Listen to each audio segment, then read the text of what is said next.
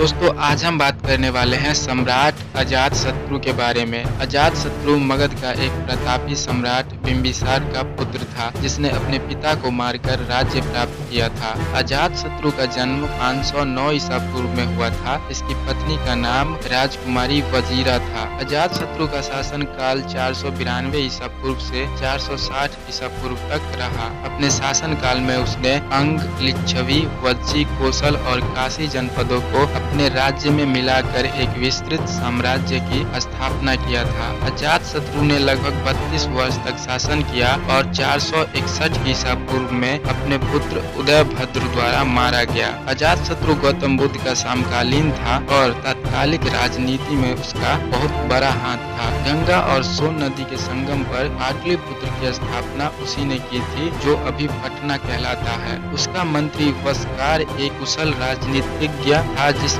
लिच्छवियों में फूट डालकर साम्राज्य को विस्तृत किया था। प्रसेनजीत का राज्य कोसल के राजकुमार विदुदम ने छीन लिया था। उसके राजस्व काल में ही विदुदम ने शाक्य प्रजातंत्र को समाप्त किया था। कोसल के राजा प्रसेनजीत को हराकर अजातशत्रु ने राजकुमारी वजीरा से विवाह किया था, जिससे काशी जनपद स्वतः ही उसे प्राप्त हो गया। इस प्रकार उसकी इस नीति से मगध एक शक्तिशाली राष्ट्र बन गया। अजातशत्रु के समय की सबसे महान घटना बुद्ध का महापरिनिर्वाण था। उस घटना के अवसर पर बुद्ध की अस्थि प्राप्त करने के लिए अजातशत्रु ने भी प्रयत्न किया था और अपना अंश प्राप्त कर उसने राजगृह की पहाड़ी पर स्तूप बनवाया। बिंबिसार ने मगध का विस्तार पूर्वी राज्यों में किया था, इसलिए अजातशत्रु ने अपना ध्यान उत्तर और पश्चिम पर केंद्रित किया। उसने कोसल एवं पश्चिम में काशी को अपने राज्य में मिला लिया।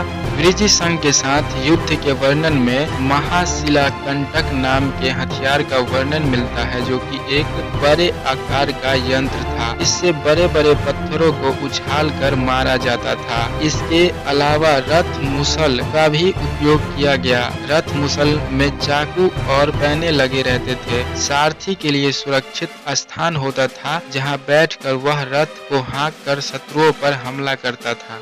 इस प्रकार उसकी नीति से मगध शक्तिशाली राष्ट्र बन गया, लेकिन अपने पिता की हत्या करने और पितृघाती कहलाने के कारण इतिहास में वह सदा अभिशप्त रहा। पिता की हत्या करने के कारण उसका मन अशांत हो गया। वह आजीवक धर्म प्रचारक गोसाल और जैन धर्म प्रचारक महावीर स्वामी के पास भी गया, लेकिन उसे शांति नहीं मिली। फिर वह बुद्ध की शरण में गया, जहां उसे आत्मिक शांति मिली। इसके बाद वह बुद्ध का परम अनुयायी बन गया।